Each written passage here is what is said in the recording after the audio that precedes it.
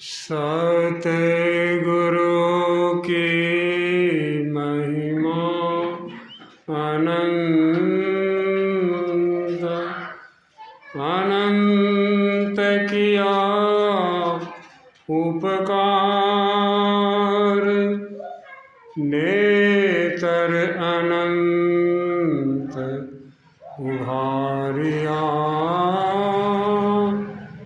अनंत दिखा वनहार, नेतर अनंत उघारिया, अनंत दिखा वनहार। जिसो चंदा उगवई सूरज चरई हजार, ये तो चानन ओंदिया गुरु बिन घोर अंधार।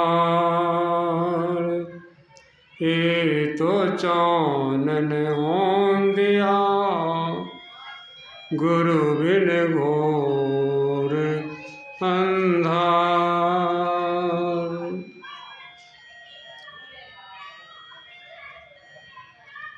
पूज्य संत जन, संत पंथ सत्संग को सुनने आए प्रेमी जन,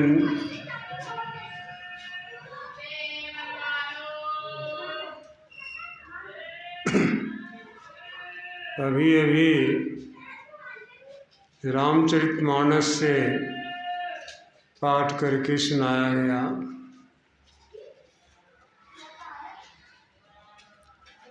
और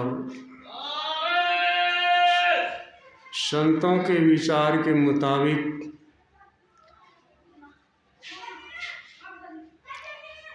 हम लोग चलें चलावे, इसी उद्देश्य के ख्याल से संतों का यह ज्ञान है।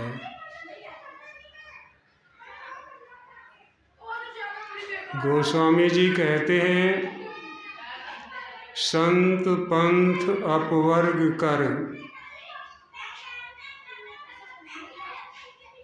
संतों का पंथ जो है, रास्ता जो है, वह अपवर्ग की ओर गया है। जिसको परम संत बाबा तुलसी साहब भी अपने वचन में फरमाते हैं, गगन शिखर सतगुरु के मार्ग, संत परम पद धामा। और इसी को बाबा नानक देव भी कहते हैं, सत्य पुरुष जिन जानिया, सतगुरु ताका नाम, तिनके संग सिख उदरे, नानक हरि गुण गाऊं। अथवा संतों का रास्ता जो है, मार्ग जो है, वह क्या है और कैसा है, जिसको समेट के ऐसा कहा जा सकता है, विहंगम मार्ग।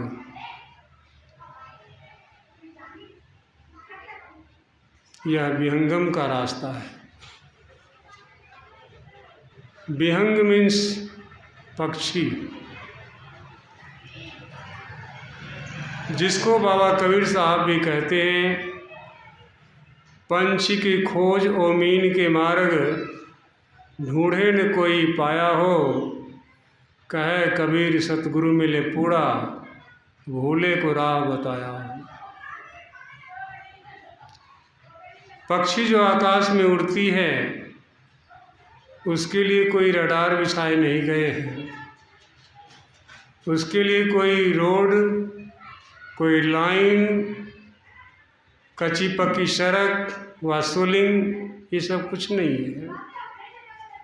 वह रास्ता ऐसा है। ऐसा ही रास्ता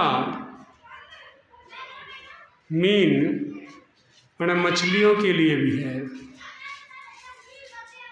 जल में रहती हैं और स्वतंत्र विचरण करती हैं।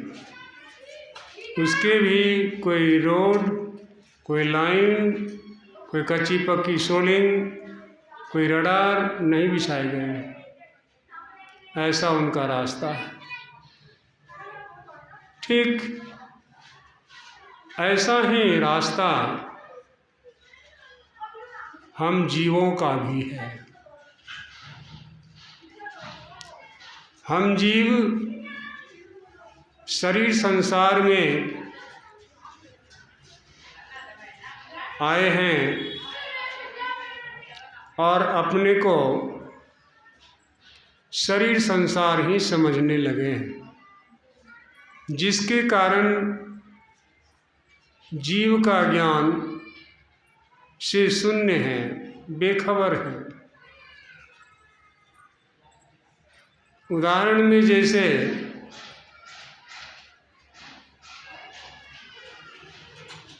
आपका नाम माता पिता रखते हैं। कब रखते हैं? जब आपका जन्म होता है। आपका तो जन्म नहीं होता है, लेकिन आपके शरीर का जन्म होता है। और जिस दिन यह शरीर बाहर संसार में आता है, उसी दिन से आपके समय की भी गणना होने लगती है। जैसे रमेश, दिनेश, महेश किन्हीं का नाम है, और इन तीनों की उम्र भी हैं।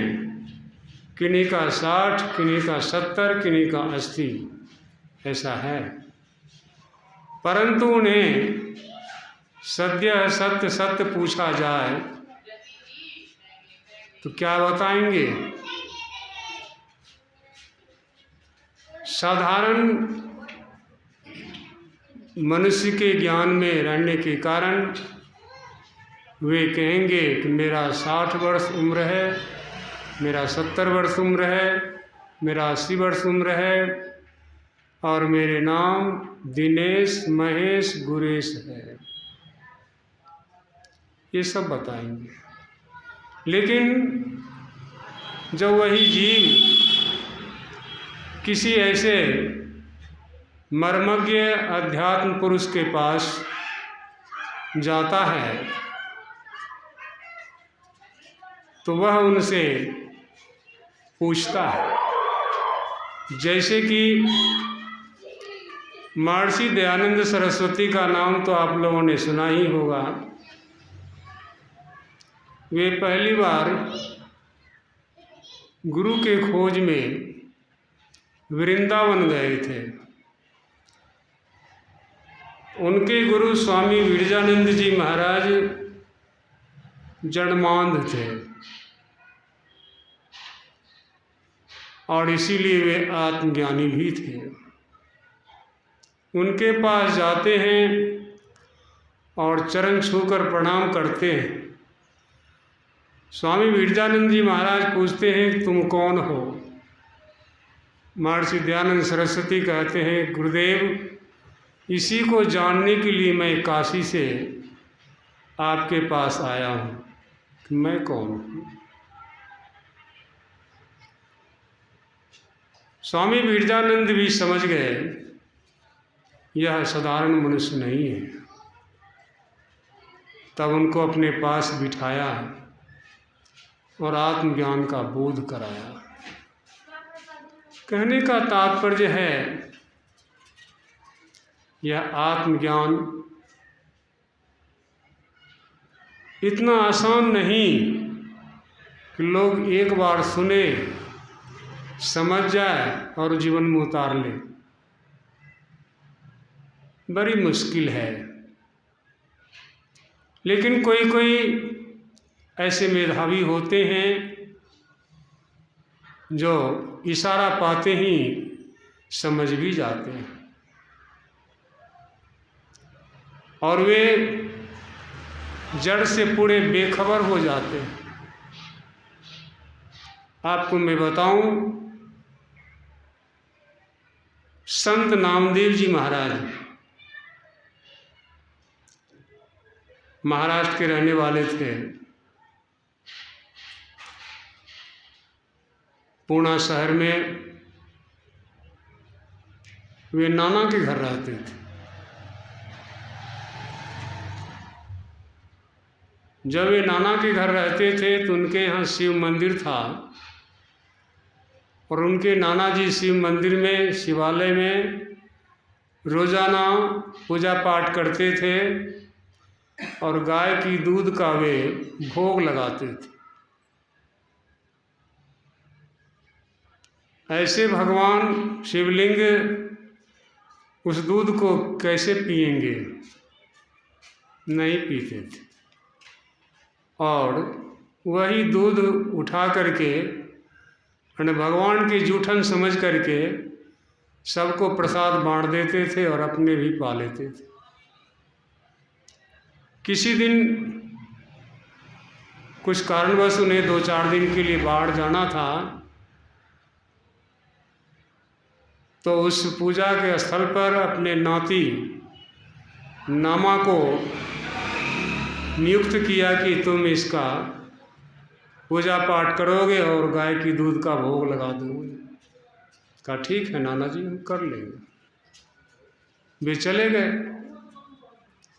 ये भी स्नान करके मंदिर की धुलाई करते थे, फूल लाते थे, अपना गाय का दूध भी लाते थे, और वहाँ पर पूजा करके उनको भोग लगाते थे। तो बच्चा जो होता है बड़ा हठीला होता है। बहुत देर से लगा कर बैठे हुए थे, अब भगवान दूध पिएंगे, अब भगवान दूध पिएंगे, लेकिन कोई पीने वाला हो तब तो पिए। कहते भगवान जल्दी कीजिए, मुझे भूख लगी है। कितना देर बैठेंगे? और ऐसा कह के वे आंख बंद करके बैठे हुए थे। इसी बीच में उनका दूध पी जाते हैं। पीने वाले पुरुष बड़े अद्वितीय पुरुष थे, उनके दूध को पी जाते हैं। एक बूंद भी दूध नहीं रहता है। नामदेव समझते हैं कि भगवान आज मेरा दूध पी लिया, बड़े खुश होते थे। फिर दूसरे दिन, फिर तीसरे दिन, ऐसे करके वे करते थे। चौथे दिन उनके नाना जी आ गए, तो नाना जी कहते हैं कि जो दूध का प्रसादी जो बचा सो मुझे दो। कहते नाना जी, मैं भगवान का पूजा सही सही करता हूँ, और मेरे भगवान दूध को पी जाते हैं। अगर आपको विश्वास नहीं है तो चलिए मैं आपको दिखाता हूँ। ले गए, फिर भोग लगाए। कहते नाना जी आप भी बैठिए बगल में, और आंख बंद करके बैठिए, ऐसे मत बैठिए। आंख बंद करके बैठते हैं दोनों, और उस समय भी वे दिव्य पुरुष आकर के दूध को पी जाते हैं। तो कहते हैं कि देखे नाना जी, भगवान दूध पी गए। उनको भी विश्वास दिलाया, वे अपने चले गए। फिर 5वें दिन जब वे पूजा करने के लिए मंदिर में गए, तो वहाँ पर देखते हैं कि एक कुष्ठ रोगी खून पीप से शरीर लथपथ था, और शिवलिंग पर लपेट करके बैठे हुए थे, लेटे हुए थे। तो नामदेव कहते हैं कि आप कौन है श्रीमान? यहाँ से हट जाइए, मुझे धो लेने दीजिए, पूजा करने दीजिए। वे कड़ाहते हुए कहते हैं कि मैं चल नहीं सकता, मुझे उठा करके बाहर रख दो मंदिर से। बड़े भावुक पुरुष थे और उनको गोद में उठाते हैं, ले जाते हैं बाहर के हरी सब्जी पर, उनको रखते हैं। ज्यों ही रखते हैं त्यों ही वे शुद्ध पवित्र महापुरुष सामने खड़े होते हैं। कहते हैं, नामा आज 5 दिनों से दूध मैं तुम्हारा पिया हूँ, उस दूध का बदले में मैं आज कुछ देना चाहता हूँ। कहते हैं, दिया जाए। तब उनके सिर पर हाथ रखते हैं, कहते हैं, आज दिन से तुम ये क्रिया करना, ध्यान करना। ध्यान करने की विधि उनको सिखला दी है। उन्हीं महापुरुष का नाम था विसोबा खेचर, जो संत नामदेव की गुरु थे। वे अपने वाणी में लिखते हैं, का नाचीला का गाइला का घसी घसी चंदन लाइला, पर आपा नहीं चिन्नीला तो चित चित्तारे ढकीला। कृत आगे नाचे लोई, स्वयंभू देव ने चिन्हे कोई। स्वयंभू देव की पूजा जाने, तो दीप दृष्टि है सकल पिछाने। भणे नाम देव मेरी यही पूजा, आत्म राम अवर नहीं दूजा।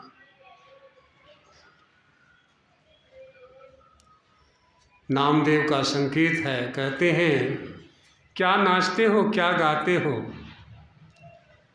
राम धुनी में, राम कीर्तन में लोग नाचते हैं, गाते हैं, खूब मेहनत करते हैं, लेकिन एक बार भी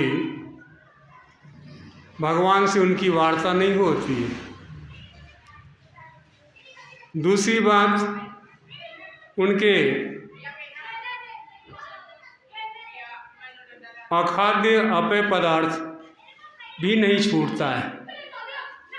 का नाचीला का गाइला का घसी घसी चंदन लाइला। ऐसा भगवान है, अपने से चंदन लगा नहीं सकते, उनको भक्ति ही लगा देते हैं।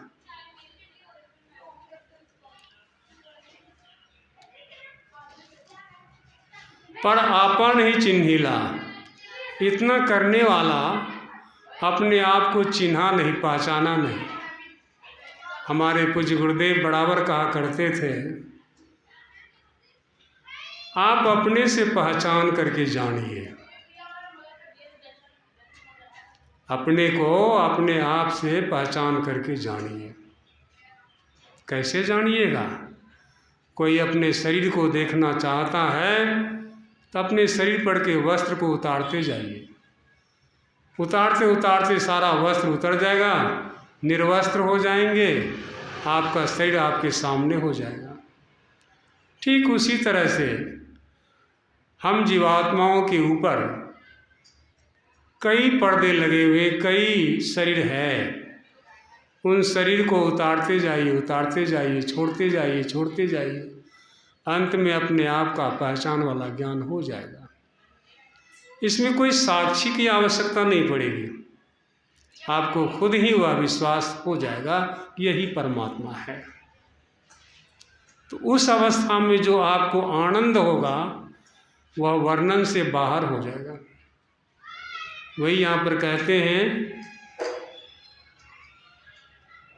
कृत आगे नाचे लोई, स्वयंभू देव ने चिन्हे कोई। स्वयंभू देव को कैसे चिन्हा जाएगा? अपने अंदर में घुसने के बाद, अपने आप को पहचान करने के बाद,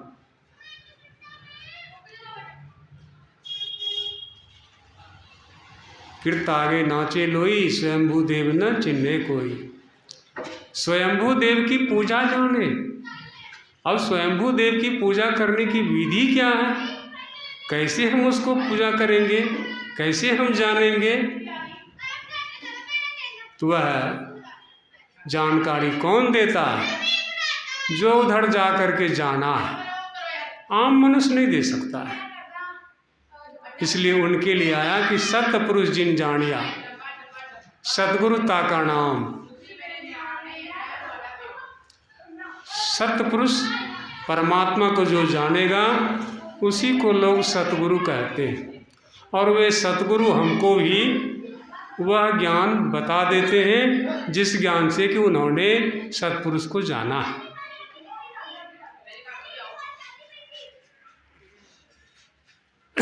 आगे कहते हैं, कृत आगे नाचे लोई। ये मनुष्य का बनाया हुआ किया हुआ मंदिर है, और वहाँ मूर्ति भी है, तस्वीर भी है। ये सब कुछ मनुष्य का बनाया हुआ है। लेकिन मनुष्य उस कृत के आगे अपना सिर धुनता है, अपने को रोता है, अपने को पछताता पड़ता है, हमसे गलती हो गई, हमसे भूल हो गई, लेकिन अंदर घुसने की इच्छा कभी नहीं किया है। यही कारण है कि वह दुखी है। जो अंदर घुसने की कला को जानेगा वह कभी नहीं रोएगा, और वह कभी किसी मठ मंदिर में नहीं जाएगा।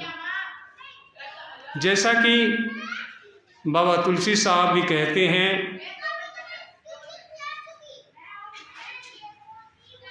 ये नकली मंदिर मस्जिदों में जाए सद अफसोस है।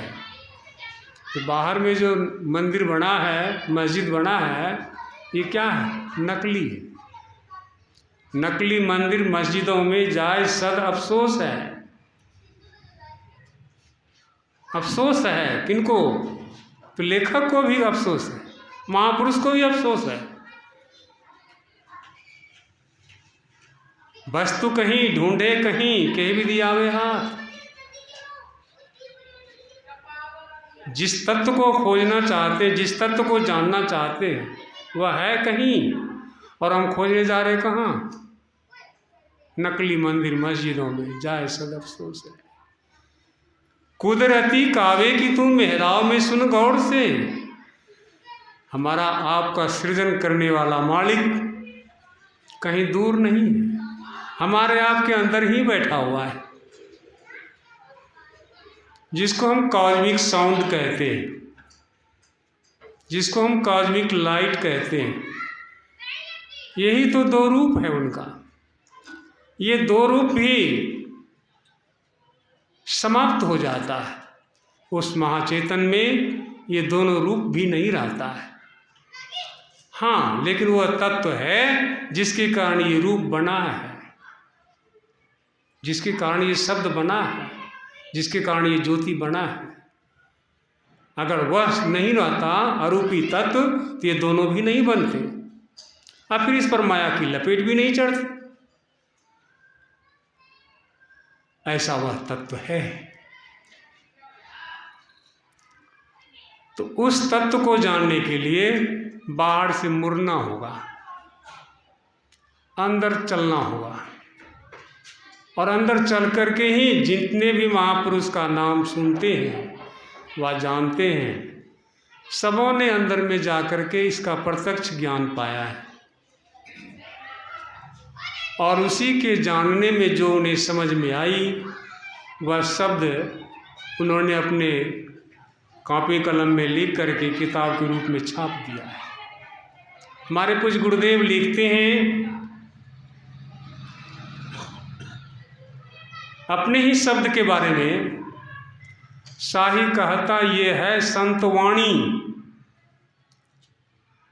मैं जो कह रहा हूँ, लेखक कह रहे हैं कि मैं जो कह रहा हूँ, मैं जो कुछ भी लिखा हूँ, यह क्या है? ये संतवाणी है। कैसे? संत सदगुरु कृपा से हमने जानी। ऐसे नहीं जाना हमने संत सदगुरु के चरण शरण ग्रहण किया, और उनकी कृपा हम पर हुई, जो मैंने इस चीज़ को जाना, तो आज मैं आप लोगों के बीच रख दिया। 49 पद्य है, उनके भजनावली में 49 पद्य है कोई मायका लाल उस पर कलम चला दे? नहीं चला सकता है। पायावली भी अभी भजन सुन रहे थे, उसमें भी 140 भजन है कोई उस पर कलम चला देगा? एक विहंगावली भी छपी है जिसमें 90 पद है, चला दे कलम कोई? नहीं चला पाएगा। इसलिए कि जिस क्षेत्र में जाकर के यह ज्ञान उपजा है, उस क्षेत्र का कोई राही होगा तो वो काट छांट कर सकता है। और काट छांट क्यों करेगा? वो अभी अपना लेख लिख देगा। काहे लीके गाड़ी चले,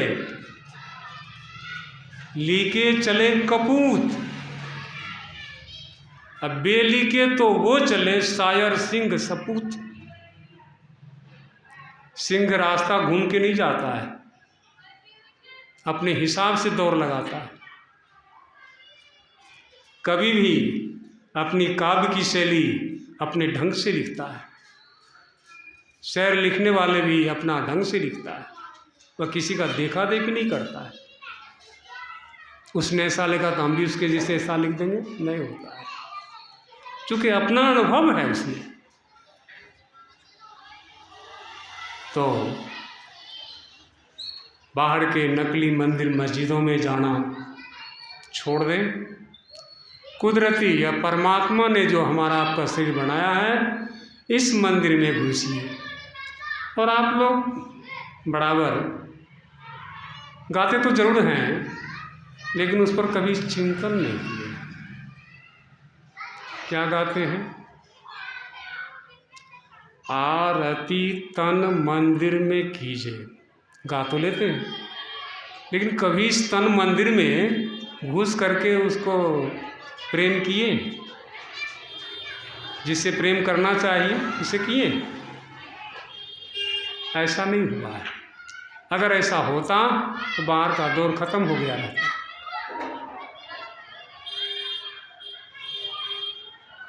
बाहर का गाना बजाना सब बंद हो जाता।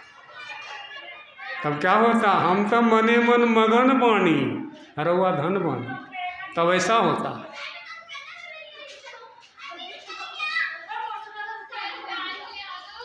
तो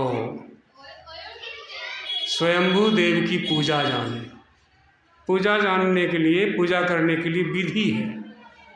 एक श्लोक है, पूजा कोटि समं स्तोत्रम, अस्त्रोत्र कोटि समं जपः, जप कोटि समं ध्यानम, ध्यान कोटि समूलय। 100 करोड़ बार स्नान करके शुद्ध पवित्र हो करके किसी देवी देवता का पूजन करेंगे, उससे कुछ शक्ति होगी। वही 100 करोड़ बार पवित्र होकर शुद्ध उन इष्ट देव की स्तुति करेंगे तो उससे ज़्यादा शक्ति होगी। अभी तो लोगों को स्तुति भी शुद्ध नहीं आता है। क्या लिखा हुआ है? ओकार स्वस्नुक आकार मौद्रिकार। क्या हुआ? गोस्वामी, लेकिन बोलते लोग क्या हैं? गौस्वामी। गाय का मालिक थोड़ी है। लोग बोलते क्या हैं? निश नहीं है, वहाँ देखिए नहर्षि का और सहर्षि का, निशी।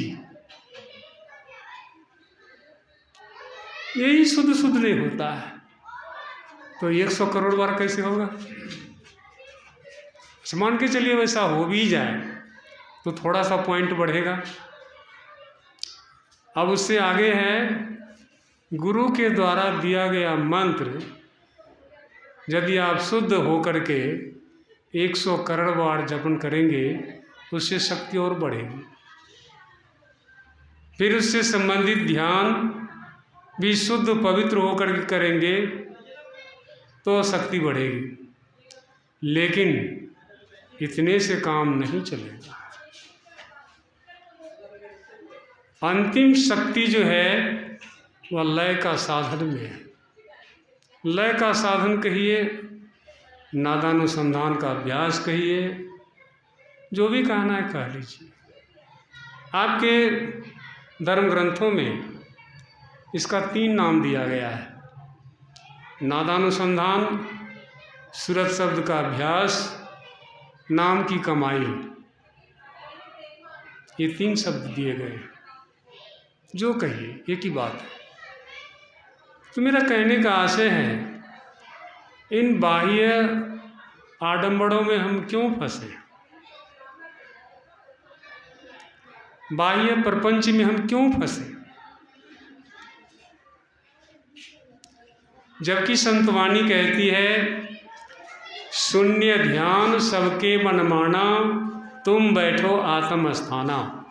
बाबा कबीर साहब, शून्य का ध्यान करना आत्मा का ध्यान करना है, और यही ध्यान भगवान श्री कृष्ण करते थे, जबकि उनके 3 गुरु हो चुके। संदीपन मुनि अक्षर बोध कराने वाले, शस्त्र विद्या सिखाने वाले दुर्वासा मुनि, और आत्मज्ञान का उपदेश करने वाले गर्गाचार्य, जो उनके तीसरे गुरु थे। और जब उनसे उनको ज्ञान मिला तब वे ध्यान करते थे। ध्यान में क्या करते थे? आपके धर्म ग्रंथ में लिखा हुआ है, ब्राह्मे मुहूर्ते उत्थाय वायुर्य पस्पृश्य माधवः दद्यो प्रसन्न करन तनु आत्मानं स्वाम। भगवान श्री कृष्ण ब्रह्म मुहूर्त में जग जाते थे और शौचादि से निवृत्त होकर के हाथ पांव धो लेते थे, पवित्र आसन बिछाकर पवित्र होकर के सुखपूर्वक बैठ करके अपने आत्म स्वरूप का ध्यान करते थे। बाह्य ध्यान एक भी नहीं करते थे। और उस समय जब ध्यान करके उठते थे, उनका रोम रोम आनंद से खिल उठता था।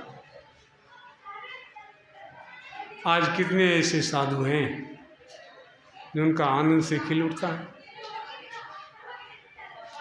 इसलिए नहीं उठता है कि वहाँ उस तत्व पर गए ही नहीं। हाँ, बाह्य ध्यान तो जरूर हो रहा है, मेहनत तो जरूर हो रहा है।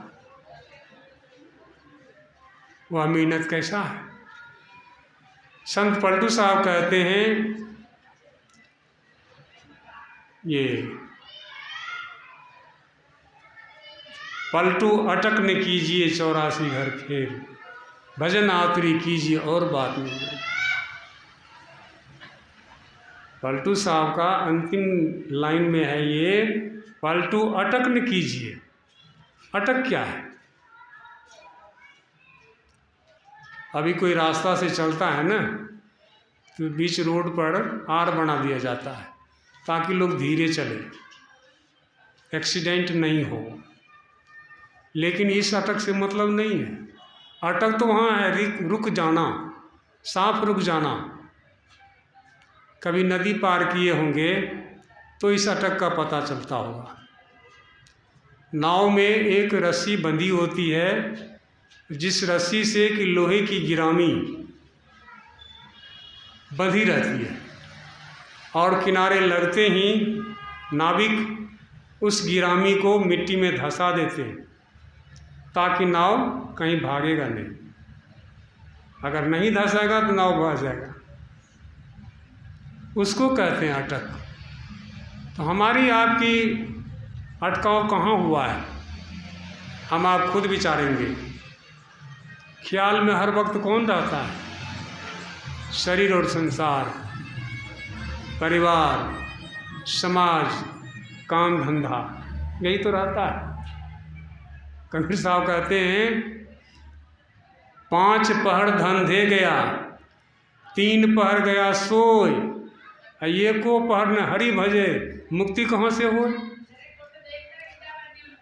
5 पहर 4 पहर दिन और 4 पहर रात में से 1 पहर निकाल लीजिए 9 बजे रात तक।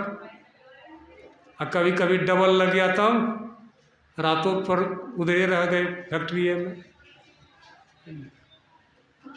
आए तो करवट ले लेकर सो रहे हैं। भजन कब किए? क्यों मुक्ति का देह हाथ दुखाता है, आके लग जाएगा, बड़ी मुश्किल है। तो यह अंदर जाने का संकेत है। अटक हमारी दृष्टि, हमारी सूरत, हमारी ख्याल बाहर में जहाँ तक जा रही है उसमें हमारे फंसे हुए हैं। जैसे मिट्टी में लोहे की गिरामी धसी होती है, उसी तरह हमारा सूरत जो है वह संसार में फंसा हुआ है। इसको निकालना है और निकाल करके फिर नीचे नहीं छोड़ना है, उसी नाव पर रख लेना है।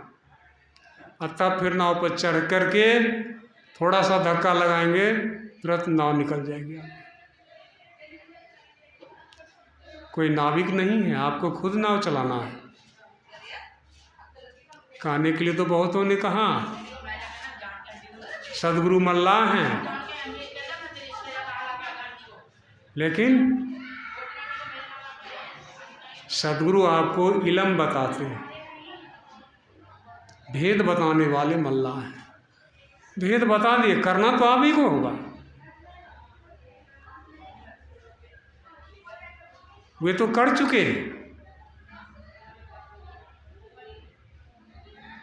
और आप कीजिएगा तो आप पाइएगा, जो करेगा वो पाएगा। यह विधि को जानना चाहिए, किस तरह से हम अपने अंदर में जाएं, उस विधि को जानें। यही सतगुरु जो है नाम दाम देते हैं, अंदर के रास्ता को बतलाते हैं। शून्य शिखर सतगुरु के मार्ग। शून्य और शिखर, शिखर होता है, शिखा संस्कृत शब्द है जिसका हिंदी होता है चोटी और ठेठ में कहते हैं टीक। उधर ही रास्ता गया है, लेकिन आपके अंदर ही अंदर है, बाहर नहीं है। वह सतगुरु का रास्ता, आम रास्ता नहीं है। गगन शिखर सतगुरु के मार्ग। संत परम पद धाम, संत उस परम पद धाम में जाकर के लीन हो जाते हैं। यहीं उनका खेल समाप्त होता है, इसके पहले खेल समाप्त नहीं होता है।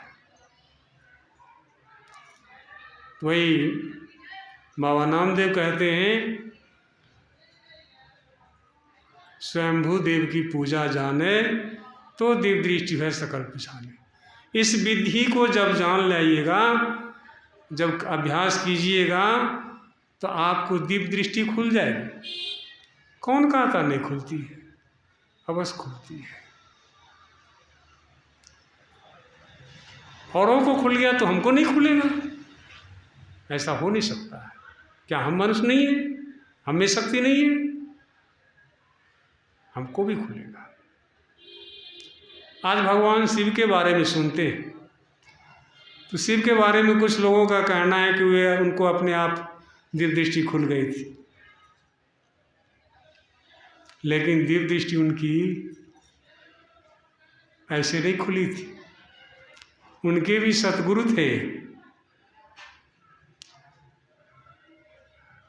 कर्दम ऋषि के दामाद अंगिरा मुनि उनके गुरु थे, और उन्होंने जब यह इलम सिखाया तो उनको दिव्य दृष्टि खुली, तो स्वाभाविक खुली। लेकिन जो दिव्य दृष्टि किसी को दी जाती है तो स्वाभाविक नहीं होता है। जैसे कृष्ण भगवान भी अर्जुन को दिए थे दिव्य दृष्टि, और संजय को भी वेदव्यास ने दिव्य दृष्टि दिया था। इससे देखा क्या? इस दृष्टि से देखा क्या? पढ़िए पदावली में क्या लिखा हुआ है। दिव्य दृष्टि से जो हो दर्शन, सो माया का दर्शन पर्सन। दिव्य दृष्टि से क्या देखा? तो माया का दर्शन किया वो। अर्जुन भी कृष्ण भगवान की माया का दर्शन किया, आत्म तत्व का दर्शन नहीं किया। और संजय भी कुरुक्षेत्र मैदान में जो लड़ाई हो रही थी उसको यहीं से देख करके धृतराष्ट्र को बताते थे, अमुक ने अमुक को मारा, अमुक ने अमुक को पछाड़ा, अमुक ऐसा किया, अमुक वैसा किया। ये दिव्य दृष्टि का खेल है। इस दिव्य दृष्टि के पीछे हमें नहीं जाना है। तब कहाँ जाना है? आत्मदृष्टि से जो हो दर्शन सो आत्मा का दर्शन पर्सन। जो तत्व जैसा है उस तत्व के जैसा हमारा दृष्टिपात भी होनी चाहिए, तभी तो हम पहचान पाएंगे, नहीं तो पहचानने नहीं आएगा।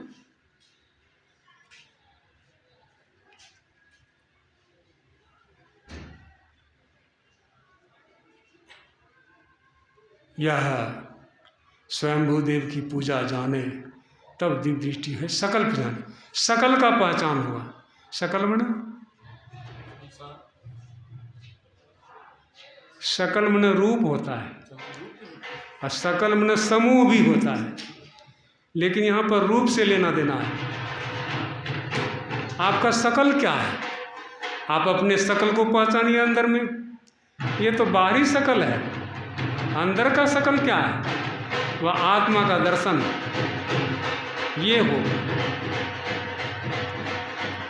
भणे नामदेव मेरी पूजा। संत नामदेव जी कहते हैं यही मेरी पूजा है, यही मेरा ध्यान है, यही मेरी भक्ति है। और ये सिद्धि कहाँ मिली थी? इसी पंजाब प्रांत में। संत नामदेव जी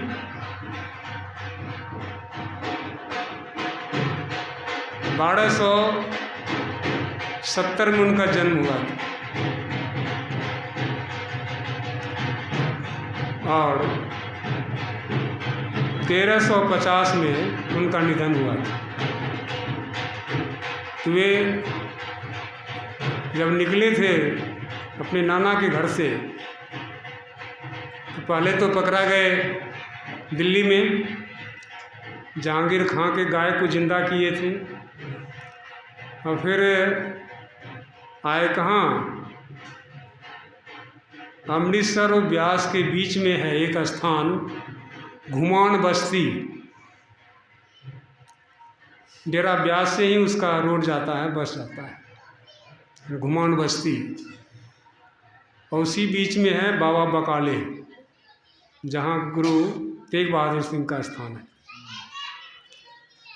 घुमान बस्ती उसका नाम क्यों पड़ा? तो वहाँ बंजर था, कोई था नहीं। एक विष्णु वाले मंदिर था बना हुआ, उसी में जा कर के ये पूजा ध्यान करते थे। अब बाहर गांव से लोग आते थे पूजा करने के लिए, तो विष्णु भगवान के मंदिर में एक ही दरवाज़ा था, तो सामने बैठ के पूजा करते थे, ध्यान करते थे। तो माई दाई आती थी तो बड़ा बोलते थे, कैसा आदमी है, बीच रास्ते पर बैठ गया है, हम लोग को दिक्कत होता है। तो वो ऐसा सुने तो पीछे बारे में जाके बैठ गए। अभी भी फोटो बना के दिया वहाँ पर, तो भगवान विष्णु अपने से ही मंदिर को घुमा रहे हैं, इसलिए उस जगह का नाम है घुमान बस्ती। वहाँ भी मैं 2 बार गया है।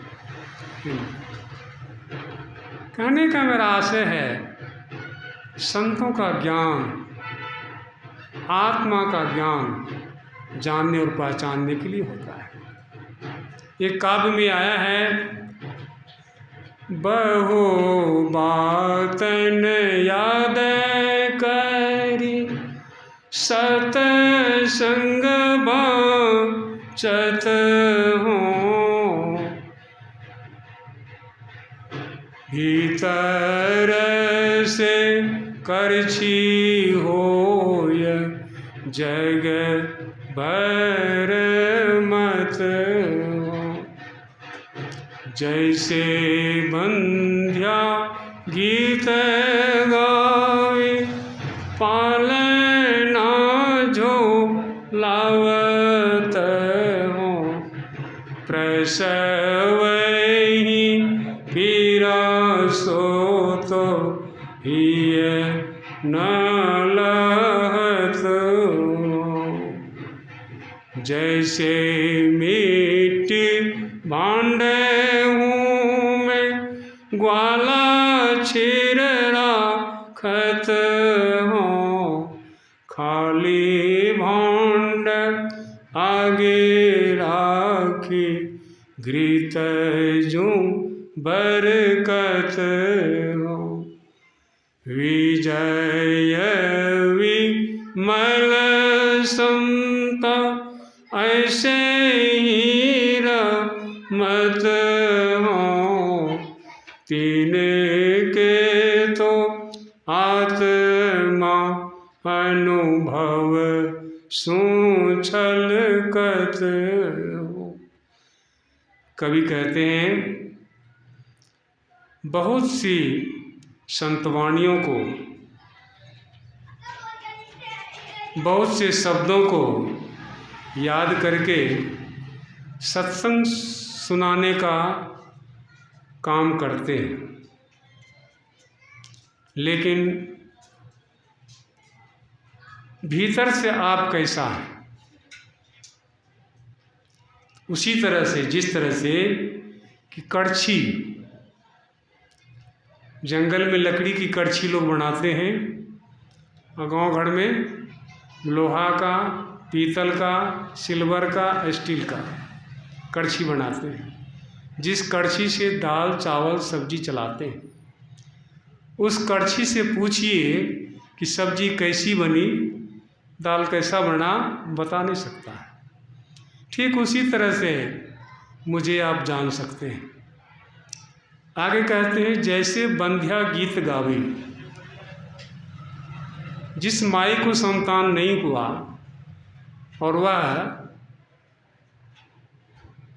8 भादव को कृष्णाष्टमी में भगवान कृष्ण का मूर्ति खरीद के ले आता है, पालने में रख के उसको झुलाता है, लोरी गाता है, सुनाता है, अपने पेडू को हंसोता है और यह विचार करती है कि प्रसव का पीड़ा कैसा होता है, उसको अनुभव नहीं आता है। ऐसा ही तीसरा उदाहरण है जैसे मिट्टी भांड हूँ मैं।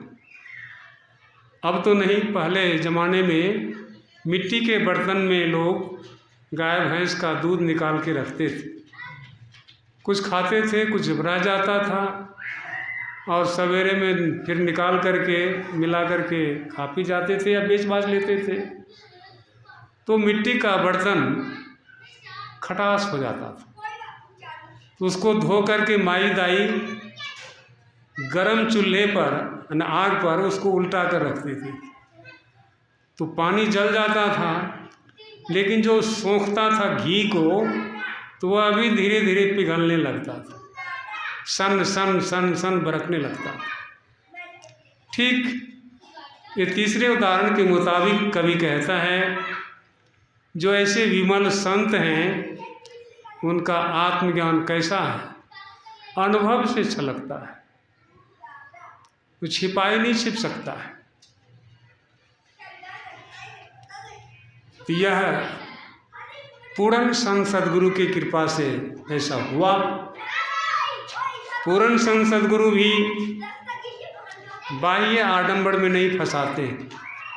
मैंने कई बार नई कॉपी खरीदते थे या डायरी खरीदते थे तो पूज्य गुरुदेव से कहते थे हुजूर इस पर कुछ लिख दिया जाए, तो बराबर लिखते थे श्री सदगुरु की सार शिक्षा याद रखनी चाहिए, अति अटल श्रद्धा प्रेम से गुरु भक्ति करनी चाहिए।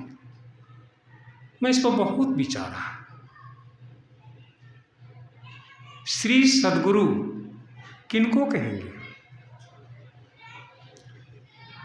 आज जैसे किन्हीं का नाम है श्री वासुदेव मंडल, जिंदा है, लेकिन हो सकता है कुछ दिन के बाद वो नहीं रहेगा, तब क्या लिखेंगे? स्वर्गीय लिखेंगे। अब ये भी पता नहीं कि स्वर्ग गया कि नरक गया, ये भी पता नहीं है, लेकिन उपाधि में उसको श्री नहीं लिखेंगे, स्वर्गीय लिखेंगे। क्यों? तो श्रीहीन हो गए, है ना? हम मनुष्य दो वस्तु के धनी हैं, इसको सही तरह से जान लीजिए। दो वस्तु के धनी हैं, पदावली में है,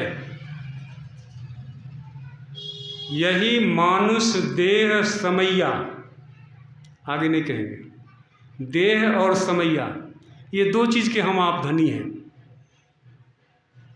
जब तक जीवन में हैं तब तक हम धनी हैं, समय का भी धनी है और देह का भी धनी है। लेकिन जिस दिन यह देह छीन दी जाएगी उस दिन क्या होगा? उस दिन लगेगा निधन, न हरसी का धन निधन, हिंदी निधन। और ऐसा ही एक होता है निर्धन। तो निर्धन क्यों होता है? तो निर्धन क्यों लगता है? न हरसी का ध पर रेफ न निर्धन, उसको बाह्य संपत्ति नहीं है, इसलिए उसको निर्धन कहते हैं। लेकिन ये धन, दोनों धन हम लोग धनी हैं। इस दोनों धन के रहते हुए अपना काम बना लेना चाहिए, तभी हमारा आपका जीवन सफल समझा जाएगा। तो यह शरीर और समय, समैया है, बहुवचन है, समय नहीं है, समय एक वचन, असमैया बहुवचन। आप भी नहीं बता सकते कि मैं कितना दिन रहूँगा, कोई नहीं बता सकता, समय उसके लिए बहुत है। तो उसी तरह से यहाँ कहते हैं कि हम लोगों को ऐसे संत सदगुरु की खोज करनी पड़ेगी। सतगुरु सोई सराहिए, जो मनसों सुरत फुटाए, जो मनसों सुरत फुटाए, शून्य का ध्यान लगावे। सतगुरु भक्ति आणी, शब्द का द्वार बतावे। स्वयं सुनत पार की खबर, परमार्थ की गांठी खोले। हीरा देवे ही हाथ, कछु नहीं मांगत मोले। रहत सबन के संग, पर आप सबन सो भिन्ना। जैसे छाछ मर नेनु, साहब को हमहू चिन्ना। विजय विकलांग न कोय, क्यों बैसाखी धराए। सतगुरु सोई सराहिए, मनसों सुरत फुटाए। आज लोग बैसाखी के सहारे चलते, अच्छे अच्छे आदमी, स्वस्थ आदमी भी बैसाखी के सहारे चलते हैं। यह उचित नहीं है। उचित तो यह है, हम जब सब बात को समझ रहे हैं, उस समझ के मुताबिक अपना काम करना चाहिए। वही यहाँ पर गुरुदेव का लिखने का आशय यही था कि श्री सद्गुरु जो हमारे प्रत्यक्ष हमको ज्ञान दे रहे हैं, वे श्री सद्गुरु हैं। उनका सार ज्ञान क्या है? हमको अंदर में घुस करके ध्यान करने के लिए कह रहा है, ये सार ज्ञान है। बाकी दुनिया क्या कर रहा है उसका हमको देखा देखी नहीं करना है। बाहर के देखा देखी करने वाले को यहाँ के लोग क्या कहते हैं? मनमुखी है। आज जो अंदर का काम करता है उसको क्या कहते हैं? गुरुमुखी है। यहाँ दो भाग में बांट दिया है, एक गुरुमुखी एक मनमुखी। फलना ने ऐसे किया, हम भी ऐसे करेंगे, थोड़ा और बढ़ा चढ़ा के करेंगे, इसी में हमारी बड़ाई होगी। बड़ाई तो हो जाएगा, लेकिन काम क्या होगा? काम जीरो पर आउट हो जाएगा। सार शिक्षा, असली शिक्षा ज्ञान क्या है? हमको भीतर में भजन करने के लिए कह रहा है। याद रखनी चाहिए, सब कुछ भूल जाए तो भूल जाए, लेकिन ये ना भूलें। अति, अति के बाद कोई शब्द नहीं लगता है। अटल, जो टलने वाला नहीं हो, और पूरा श्रद्धा से गुरु की भक्ति करना है, बाकी कुछ नहीं करना है। वही तो कवि कह रहा है, सतगुरु भक्ति आनी, वह सतगुरु के भक्ति में लाता है। और किसी देवी देवता के पीछे नहीं दौड़ाता, किसी कथा कहानी में नहीं फंसाता है, वो सार ज्ञान का उपदेश करता है। ऐसे लोगों के पीछे चल करके अपना काम बना लेना चाहिए।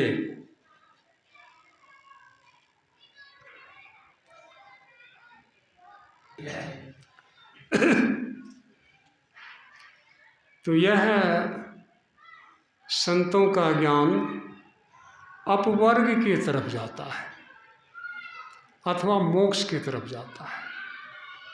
आप जितने भी विषय वस्तु है उसको पकड़ने का यंत्र भी है, लेकिन एक तत्व है जिसको कि आज तक कोई यंत्र नहीं बना पकड़ने वाला, वह आत्म तत्व है, चेतन। ज्योति और शब्द को तो पकड़ा जा सकता है, लेकिन जहाँ ये ज्योति शब्द भी विलीन हो जाता है वहाँ इसका चाल भान भी नहीं है, तो वहाँ जो है इसको पकड़ नहीं जा सकता। एक कवि लिखते हैं, मोक्ष मिलता इसी देह में जीव को, जीव पाता इसी देह में पीव को। मोक्ष मिलता इसी देह में जीव को, जीव पाता इसी देह में पीव को। पीव सर्वत्र है जीव पाता नहीं, बाहिर्मुख से अंतर्मुख हो जाता नहीं।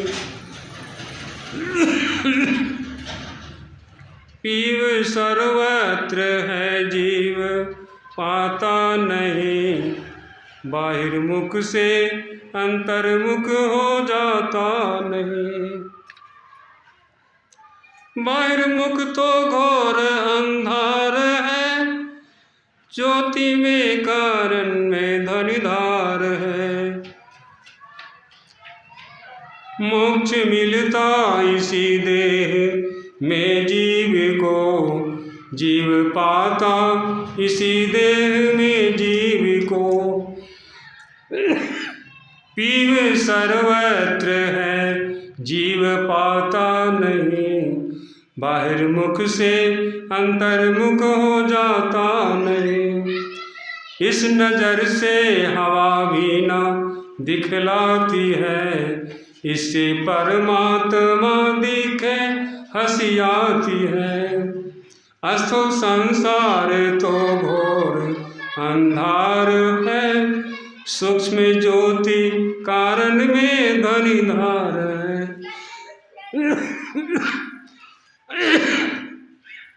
अस्थूल संसार तो घोर अंधार है, सूक्ष्म ज्योति कारण में धनिधार है। वर्ग त्रय पर परम पद है निःशब्द में, साधनाओं का भी हद है निःशब्द में। वर्ग त्रय पर परम पद है निःशब्द में, साधनाओं का भी हद है निःशब्द में। स्वामी जी के वचनामृत का धारांश है, सज्जनों इसमें श्रीपति जो सारांश है। स्वामी जी के वचनामृत का धारांश है, सज्जनों इसमें श्रीपति जो सारांश है। ये श्रीपति स्वामी जिला भागलपुर कहलगांव के निवासी के वचन हैं। उनका कहना है मोक्ष मिलता है इसी देह में मिलता है, मनुष्य के देह में ही मोक्ष मिलता है और कोई शरीर इसके लिए योग्य नहीं। और जीव पाता भी इसी शरीर में पीव को परमात्मा को इसी में पाकर संतुष्ट होता है। पीव सर्वत्र है, परमात्मा सर्वव्यापक है, लेकिन बाहर में कहीं उसका आता पता नहीं चलता है। बाहर मुख से अंतर्मुख जब हो जाएगा तब इसका पता चल जाएगा। कोई कहता है कि इस आँख से हमने भगवान का दर्शन किया है,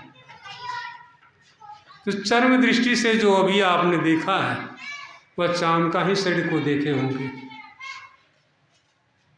संतों ने कहा कोई कितना ही पवित्र शरीर वाला क्यों न हो, कोई सुंदर शरीर वाला क्यों न हो, कोई चमकीला शरीर वाला ही क्यों न हो, फिर भी वह ईश्वर नहीं है। वह क्या है? ईश्वर की माया है। उसी तरह से यहाँ कहते हैं इस नज़र से हवा भी न दिखलाती है, इससे परमात्मा दिखे मुझे हंसी आती है। परमात्मा दिख जाएगा इस आँखों से? नहीं होगा। स्थूल संसार, ये संसार जो है स्थूल घोर अंधार है। सूक्ष्म में ज्योति, कारण में ध्वनिधार है।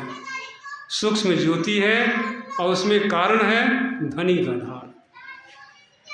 वर्ग त्रय पर, ये तीनों पद के पार त्रयपद पर जाकर के परम पद है निःशब्द में, वहाँ निःशब्द, वहाँ शब्द भी नहीं जाता है। साधना का यहाँ अंत हो जाता है, इससे आगे कोई साधना ही नहीं। इसलिए संत तुलसी साहब कहते हैं 14 तबक का हाल आया हो तुझे जरूर, गाफिल न हो ख्याल से होशियार देखना। होश में रह कर के होशियार को देखना। जिस तत्व से आप बने हैं वही तत्व का तो आपने दर्शन करना है। ऐसा ज्ञान स्वामी जी ने हम लोगों को दिया और इस ज्ञान के अंदर जो चलते हैं वह सारांश है, असलियत। इसलिए हम लोगों को चाहिए कि इससे जुड़ करके अपना ज्ञान हासिल करें, और तब एक दिन किसी को पूछना नहीं पड़ेगा कि हमें मुक्ति मिली कि नहीं मिली। श्री सद्गुरु महाराज की जय। आरती सतनाम संग की जय, शून्य शिखर मार्ग धर लीजय। संत शरण गई जीवन जावै, संत विरोधी आवा गमन रावै। दृष्टि फेरी घट भीतर राखो, गुरु ज्ञान अमीय को चाखो। चेतन सुरत शब्द लौलाए, संत पंथ निज घर को जाई। गगन गुफा में अमृत वासा, पूरा गुरु बिन जाय पियासा। अहंकार से आप सर्वनाशी, विजय वेत विभु अविनाशी। आरती सतनाम संग की जय, शून्य शिखर मार्ग धर लीजय। सतनाम। यह सत्संग उपदेश मुरली बाबा के निवास स्थान सत्संग मंदिर में संत विजयदास का उपदेश हुआ था।